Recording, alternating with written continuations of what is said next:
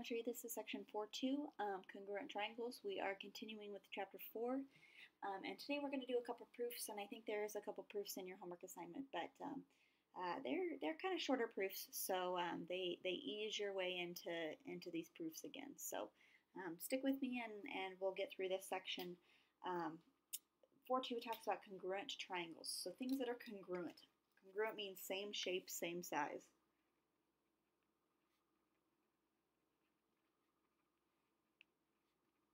And I know I've talked before about what happens if they're not congruent.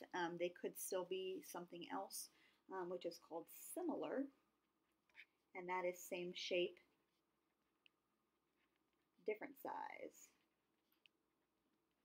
Okay, which is kind of what we're going to see down here. Okay, so have to be exactly the same shape and exactly the same size in order to be congruent. Okay, so congruent, these look like little fish almost. So even though they're not in the same position, like they're rotated around, they're still the same shape and same size. So these things are congruent, these things are not congruent. They are similar, but they're not congruent because they're different sizes. So these were congruent, not congruent. More specifically down below here, we're going to be talking just about congruent triangles, okay? All right, so the first concept says that in order for things to be congruent, the definition of congruent polygons, in order to be congruent, the angles have to be congruent and the sides have to be congruent. And you have to say that all of the angles are the same as all of the other angles and all of the sides of each one is the same as all of the sides of the other one, okay? If you do that, if you are able to show that angles and sides are all the same, you can write what's called a congruence statement, which says that ABC is congruent to HJK. This triangle is the same as that one, okay? Now, you have to be very careful when you write that congruence statement because you have to write them in that exact order, okay? If you say that BCA is congruent to JKL, that means that angle B is the same as angle J, angle C is the same as K, and A is the same as H, okay? You cannot mix them up in a different order. I cannot say ABC is the same thing as HJK because that would not work, okay? They're in the wrong order. A and H correspond with one another, but B does not go with K and C does not go with J, all right? So you have to go in exactly the same order for both triangles, okay? All right, I'll show you kind of what that means down below here. So identify corresponding congruent parts. So these are not triangles. Those are actually quadrilaterals because they have 4 sides, but we are going to write out what the parts are. So starting with, let's do the angles first.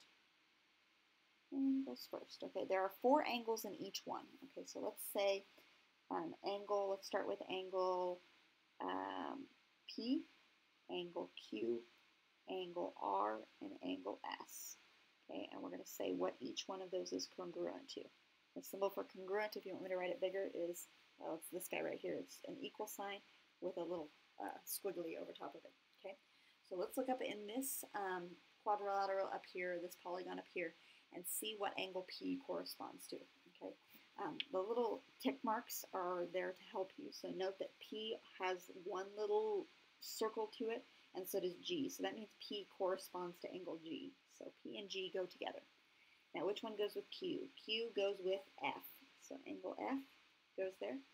Angle R goes with angle E. So angle E there like that. And S goes with D. So angle D. So that angles are congruent. Then let's do the sides. Okay, so we've got sides. Okay, so one of my sides is PQ. So I have side PQ, and that's how I write my sides. One of the other sides is QR. QR is another side. RS is a third side. RS. And SP is a 4th side. Okay? And we're going to show what each one of those guys is congruent to. All right? So PQ is this guy right here. PQ is going to be congruent to GF. GF. Okay? QR is going to be congruent to FE. RS is congruent to ED, so ED, and SP is congruent to DG, DG, all right? I went through that rather fast, so if I went too fast for you, make sure you pause. So once I have done the angles and the sides and shown that those two are the same, now I can write what's called my congruent statement. It says, then write a congruent statement. Okay, here's my congruent statement over here. I'll write this in pink. So statement.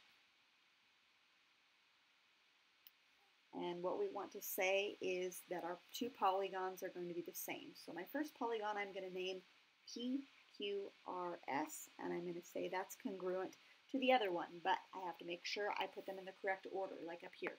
Okay, angle P goes with a G, so I want to make sure that if I label P first, G goes first on this side. PQRS. Q goes with F, so I'm going to label F next. R goes with E, so I label E next, and S goes with D, so I would do D next. Okay, so if you were going to do these in alphabetical order, I would actually name this DEFG instead of GFED, but I have to label them in this order. If I label this PQRS, I have to do GFED because P goes with G, Q goes with F, R goes with E, and S goes with D. Has to be that order. This is my congruent statement. Okay? All right, now, example 2, they're actually going to have a solve for some values here. So I have this triangle up here and this triangle down here, and it says that ABC is congruent to DFE. Now that's important because even though these guys are like situated differently, they're not quite reflected with each other or whatever, they kind of look like maybe they're not even congruent, but this thing tells me that they are congruent, and in fact A is the same angle as D. A is the same angle as D. So this guy here is 45, and this guy here is also 45. A and D are the same. Okay. B is the same as F because those are in the same position. They're the second letter listed. So B is 99. F is 99. Okay. Well, that will help me here because it says angle F is actually 8y minus 5. So I know that 8y minus 5 has to be equal to 99 because it's the same as what B is. All right. And then C is the same as E, okay? So angle C right here is 36, so angle E is also 36. So we've got to label that 36 here. I'm going to go ahead and solve for what y is over here. So 8y, if I add 5 to both sides, add 5, 8y equals, that would be like 104. And if I divide by 8, y is going to be, let's see, 13. Y is 13. Okay? All right. Now, let's go ahead and go to this side right here, and we want to find what x is. So I know what y is. I know that y is 13. So this is going to be 2 times 13 plus x. We have to figure out what that's equal to.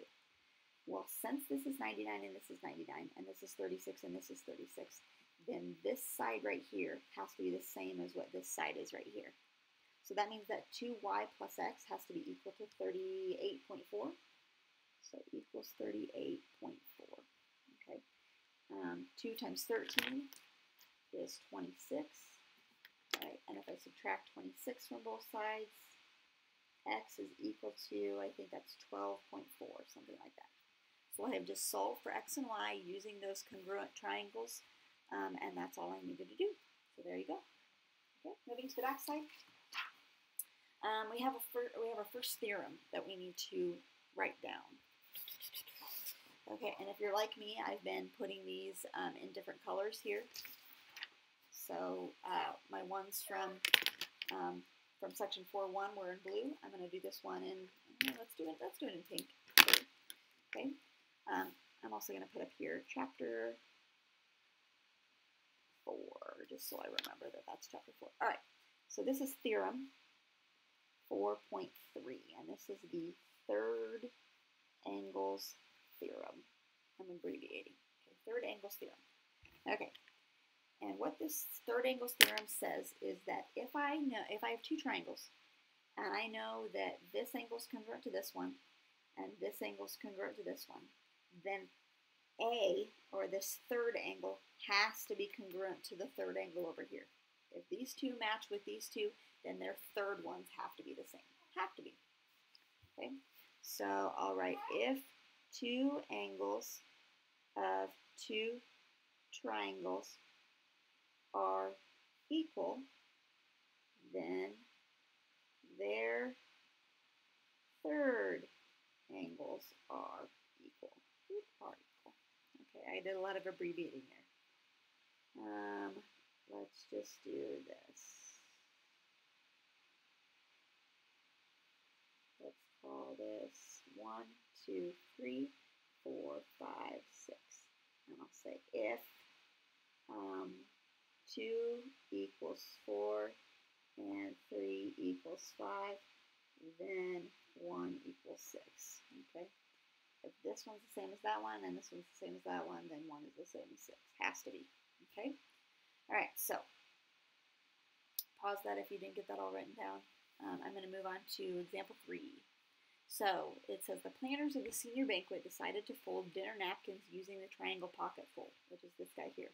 Now you can't see that very well, but here's what's happening. You have the two pieces that are folding around and they make two triangles right here.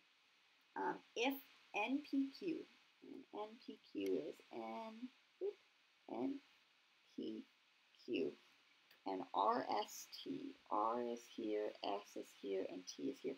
Those are the same, and they say NPQ is 40 degrees. This guy's 40 degrees right there. Sorry, this is fuzzy. They want us to find the measure of SRT. They want us to find this angle here. Okay, so if this angle right here is 40, then I know that this angle right here has to also be 40 because they're congruent triangles. Okay. And let's see. Oh, down in this over here in this corner, if you can see it on your sheet, it has a box in the corner here and a box in the corner here. Okay, so that means that those are 90 degrees. Okay, so this third angle here is going to be the same as this third angle here, and that's going to have to be 50 degrees because 50, 40, and 90 make up 180 degrees.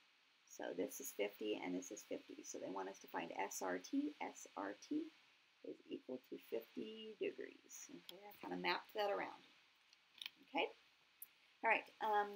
Last theorem for this section is 4-4. And there's 3 pieces to this theorem, and we've had these all before, but I'm going to write them down again just because it's a new chapter. So it's the reflexive, the symmetric, and the transitive property. Okay. So theorem 4-4, and I'm going to do that because it'll take up 3 of them. So I'll do the reflexive property, the symmetric property, and the transitive. S-I-T-I-V-E property. Can't spell. That's an I. Oh, then I have 2 I's. Transitive property. There's nothing there. Okay. Sorry. Spell it off of the sheet. Don't go by the way I spelled it. Okay. Transitive property, reflexive property, symmetric property. I'm just going to do the meaning, and then I'll kind of skip. Well, I'll draw a picture for the example maybe. For reflexive property of triangle ABC is congruent to triangle ABC, like that. Okay. The symmetric property says if triangle ABC is congruent to triangle EFG, then triangle EFG is congruent to triangle ABC. I can flip those 2 around. They're symmetric on both sides. Okay. Oh my goodness. Oh my goodness. And then the last one's transitive property. So if ABC is congruent to EFG and EFG is congruent to JKL, then ABC is congruent to JKL. If you want to write a note off to the side over here, actually I'll write it over here. This is that law of syllogism. Okay, if ABC is equal to EFG and EFG is equal to JKL, then they go and say that those 2 things are equal to each other. Okay, ABC is equal to JKL. So law of syllogism.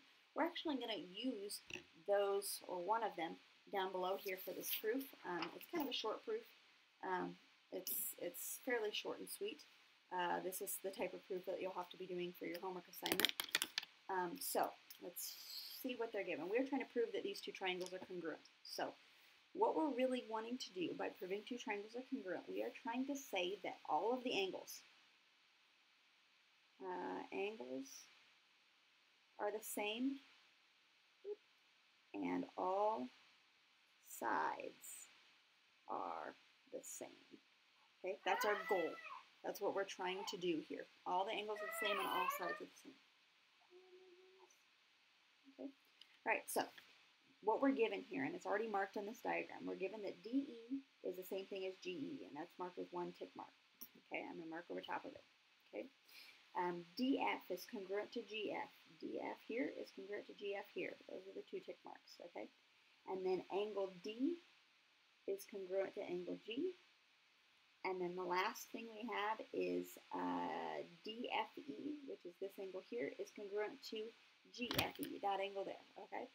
So what I've got going on here, we're trying to prove that all angles are the same. So I've got two of the angles that are the same. What I really want to do is prove that this angle right here is the same as this angle right here. That's what I really want to get to. Well, I have a theorem that tells me that. That third angle theorem says if these two are the same as these two, then that third one has to be the same for both of those triangles. So let's go ahead and write that in there while we're thinking about it.